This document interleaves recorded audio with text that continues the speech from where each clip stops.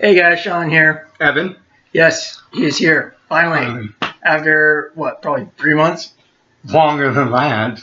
It was probably like before March or April when we last did anything. Well, when did Ernie Hudson die then? Or Arlie Ermey, whatever. I don't know why I said Ernie Hudson, but I have Ghostbusters on the brain for some reason. Because Ackroyd did say they were going to do a third movie. Ooh. Yes, a true third movie. But yeah, when did Arlie Ermey die, do you remember? It was earlier this year, probably March. My guess would be, I don't know, it's been a while. Yeah, around April. Yeah, close enough. March, April. Okie dokie, so today we are going to review Star Wars. Or as many as we can. Before we start the video, two things. Firstly, I have recently bought this, finally.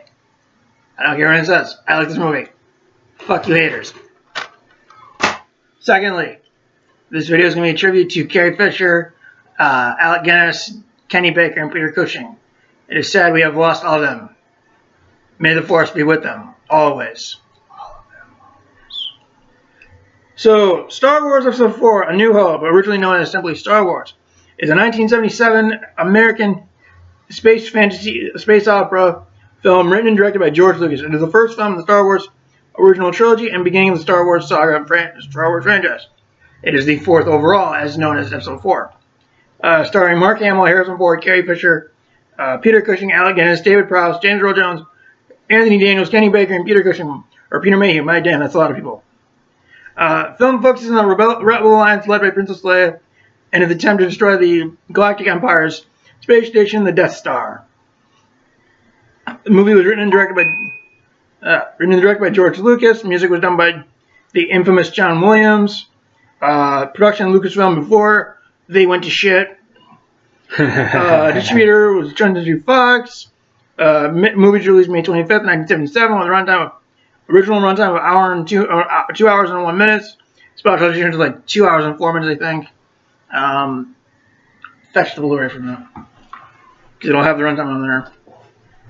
Movie was $11 million and made back $775.4 million. The special edition is 205. So I'm gonna let you start talking. Well, where to begin with a movie like this? I mean, it's definitely one of the kind of series that everyone has a history with. Yes. I mean, for me, it was watching with my dad when I was a kid, and we weren't lucky yet and didn't have the actual movies on tape. He just had them taped off television. So. I remember, we watched that tape at your place once. Oh yeah, so yeah, you got to see all those corny late 70s, early 80s commercials. Commercials. Hate them. Well, they were a lot better back then. Or at least, that's what I see when I see them. Man, so that was pretty much my history. It was like, just watching with my father, having the taped off television. So it was, sometimes the biggest adventure watching those with him was just seeing all these weird products from the 70s and saying to my dad, "What the heck is that?" He's like, "Oh yeah, I remember that shit." Yeah, my first viewing of these movies was probably around 2004, 2005, around there, because I had borrowed these special editions from my mom, who got them from a friend of hers, so I borrowed them, watched them, and actually enjoyed them. Although my first Star Wars movie was Phantom Menace. No, that was the first time you watched Star Wars, 2004? Yes.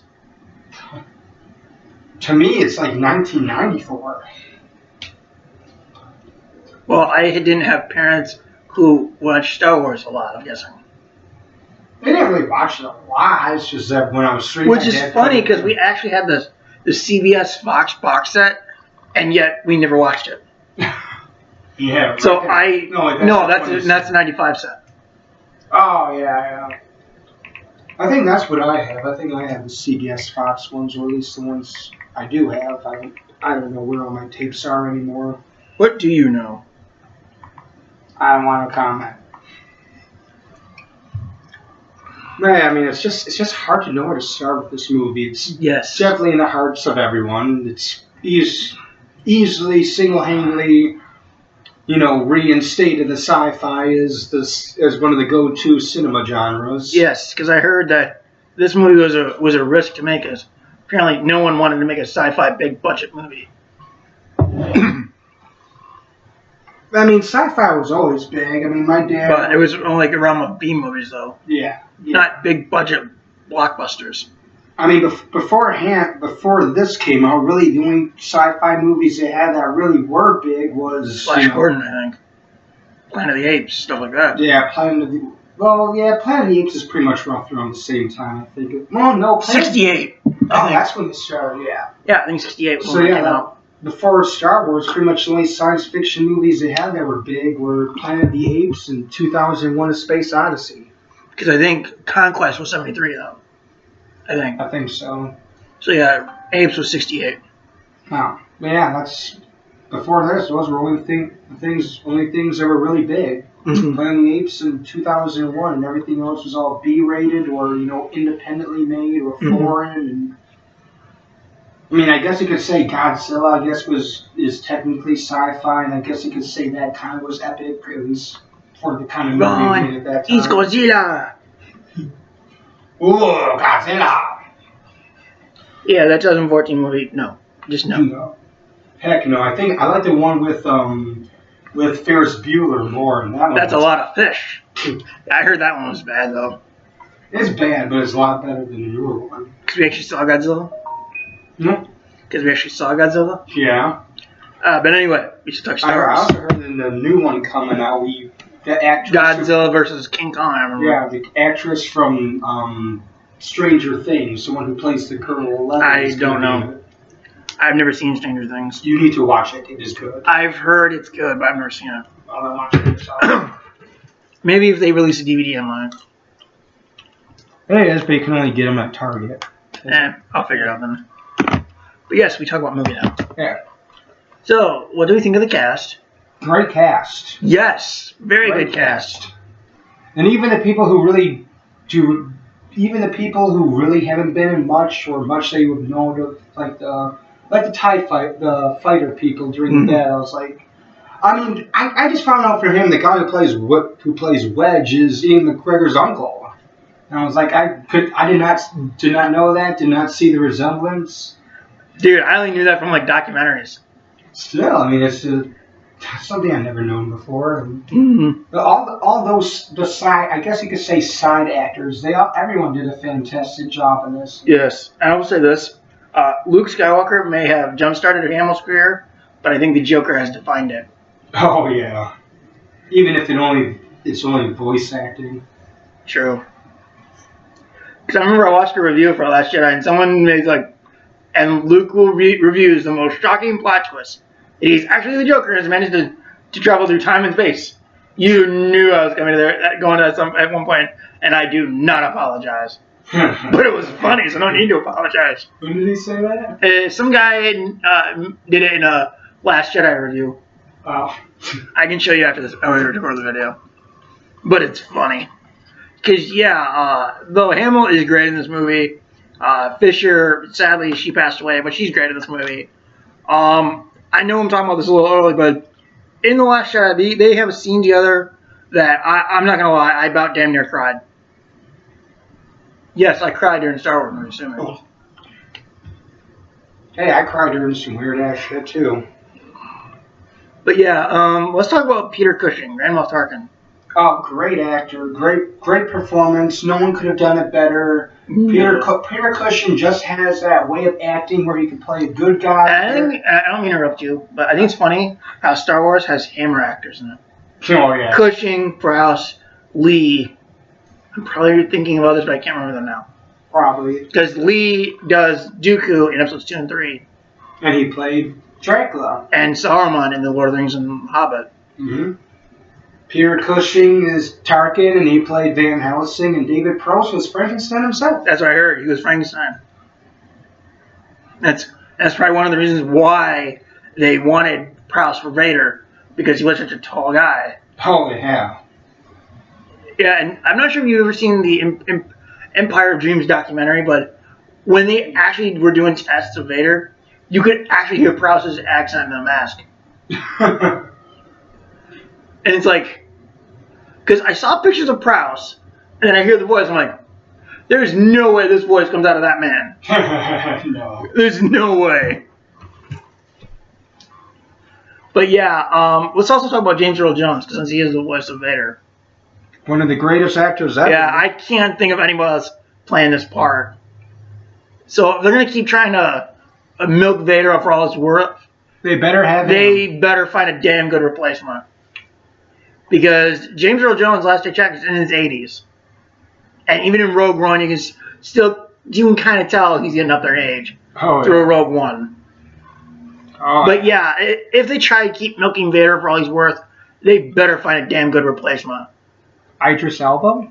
He's the only one I can think of who would have that deep enough voice. Yeah, but that's the thing. I can only see Jones doing the voice. Like, there's some... It's the thing is, when you see an actor in a role, or you hear an actor in this case in a role, you can't think of anybody else playing that part. The Allstate guy? Like, why do you think with X-Men, every time I see James Marsden in a movie, I just think that's Cyclops. Because I can't think of any other actor besides Marsden playing Cyclops. I mean, yeah, in Apocalypse and Dark Phoenix, they got Ty Sheridan, but he's no James Marsden. Gosh, my hair. You know what I mean, though? Oh, yeah. Hair boy. You know what I mean, though, right? Yeah, I'm listening. Yeah. Just try to get all the resin out of my hair. Oh. But yeah, it's like this thing where you see certain actors in a role that you just can't imagine anybody else playing that part. You know? Mm-hmm. Sorry. It's okay. Resin is sticky when it gets in your hair. It's like... Let's talk about Alec Guinness. Oh my gosh, Alec Guinness. Yeah. Great actor. Yeah, and I even read... I know it sounds stupid saying the same thing over and over again, but it is the damn truth. Yeah, and I even heard, and I know we're going like movies early, but I remember reading about how when Ewan McGregor got the part of Obi-Wan, he would actually rewatch the original trilogy just to keep some consistency with Guinness's performance. Because especially in Revenge of the Sith, you can actually kind of see that he's trying to mimic Guinness a little bit in that one. Oh yeah, definitely. Which I thought for McGregor was awesome to do this.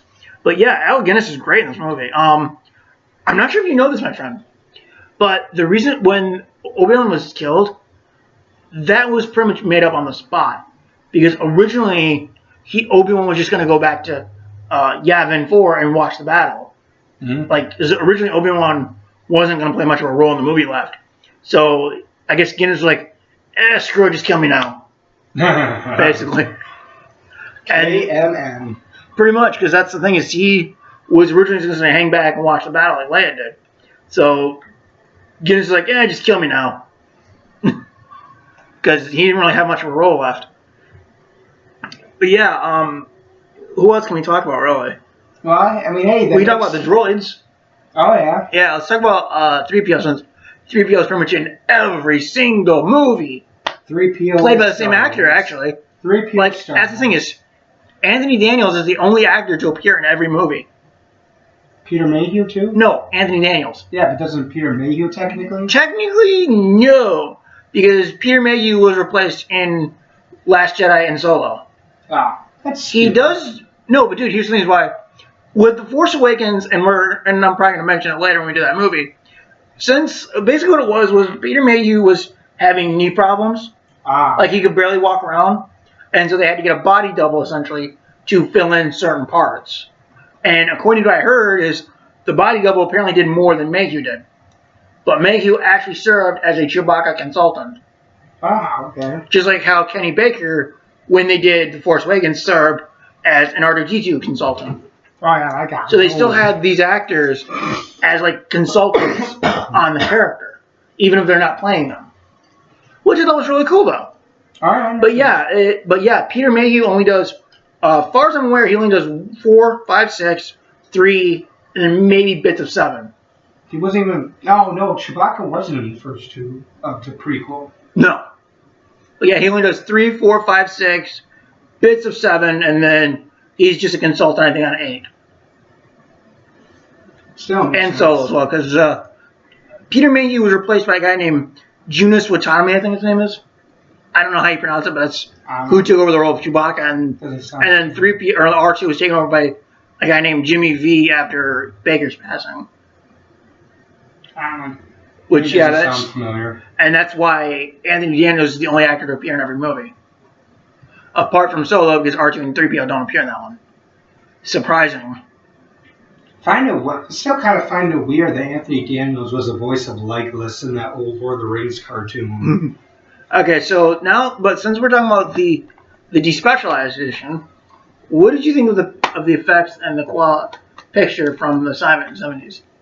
I mean, it's an HD picture, but you can't really, and they didn't have that back then. But in terms of like Blu-ray quality and other effects, they hold up today. I mean, damn, I've seen later films with way worse effects. And, I mean, there's Return of the Jedi. Anyone?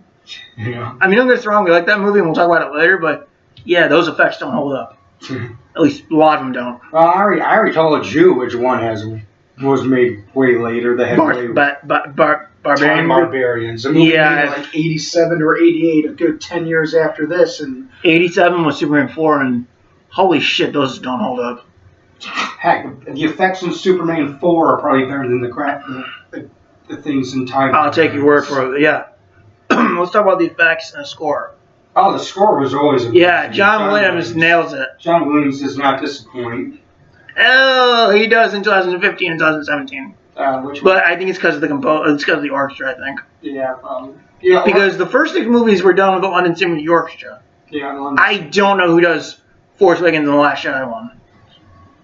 But I think it could, because that's the thing is, and I know we're getting early on those movies, but I think what it might be is because the first 6 movies all have a great score, which is because it's not just John Williams. I think it's also the London Symphony Orchestra is also a big part of that.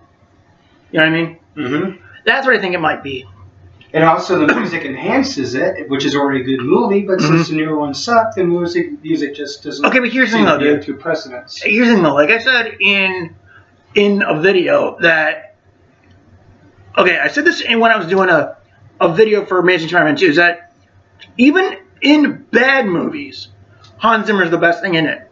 Same with John Williams. Even in a bad movie, he's still the best part in it. Oh, yeah. Oh, Hans Zimmer they're all those composers. Hans Zimmer, Danny John Elfman, Williams, unless it's Jerry Justice League. Goldsmith. Those are all just classic composers. Though the Justice League score, I was like, yeah, this does not fit this movie. No, yeah, definitely not. But yeah, Jack Skellington's probably singing songs of mourning in his grave. What is this? I think I've only seen that movie once, though. We should review that one sometime. You got a copy of it? I think Michelle might. I don't know. I don't know. Anyway. If I do, it's on VHS. So what can we talk about, though? Did we talk about the score? We mentioned the effects. We mentioned the actors. You know, the thing about I always found interesting about the score is it's technically not original. It's technically not original. That clearly Explain, sir. John Williams actually took a whole bunch of composition techniques and a lot of notes, for that matter, from the Planet Symphony by Gustav Holst, a German composer in the 1940s. It's like Star Wars, Star Trek. Both of those borrowed heavily from this musical. Well, you gotta think of something, dude. Everything in this world is a remix of something. No, I'm just saying some of the pieces. Oh, I know what you're saying. I know what you're saying, but I'm saying everything is a remix of something. All right. But here's what's funny, though. Is whenever I watch the Donner Cut, which basically is music recycled from the first movie, a lot of the music sounds like Star Wars music at the time. I mean, I'm not complaining because it's the same composer, but it's just eerily similar how they sound. Oh yeah. Yeah, you just got those sounds that the composers are known for working with. Yeah, and I'm gonna make a little comparison with the Miller. Like with Howard Shore, I can't think of anybody else to compose a Star Wars movie. Oh yeah, Howard Shore did Lord of the Rings. Yeah, and I love Michael Giacchino, but Rogue One kind of lacked. Oh. And we'll talk about that one when we get to that. But I'm talking about the music, because Giacchino's done what? At least a couple of Marvel movies. He's done Doctor Strange, Homecoming, the 2 Star Trek movies. I think he did Beyond as well. I'm not sure. But yeah, all good scores. Rogue One, not so much. And that's because he was on a rush schedule, I read. Alright. Which could not have helped his case. I like Giacchino. Yeah, I like his scores for the Medal of Honor games. Never played them. The first couple he did a soundtrack for. But what else is there to talk about this movie? We've talked about the actors, we talked about the score, we talked about the effects. Can you think of anything else? Storyline, personal thoughts about that, I guess. Mm-hmm. Go ahead. You start. I got crap. You're eating? Yeah, sorry. Yeah, this was a very simple story, really, about good guys trying to take out the bad guys' super weapon. Sometimes a simple story is the best way to go. Yeah, and then wait. Hold on. Talk while I figure this out. I'm just saying, yeah, sometimes the simplest story is the easiest way to go. Just things get too complex. If you have too complex of a story, especially some like Star Wars and with the newer ones where you have more than one people writing and stuff, it just gets 38 years. So yeah, then wait. Yeah, simple story. Then wait 38 years for it to be ripped off.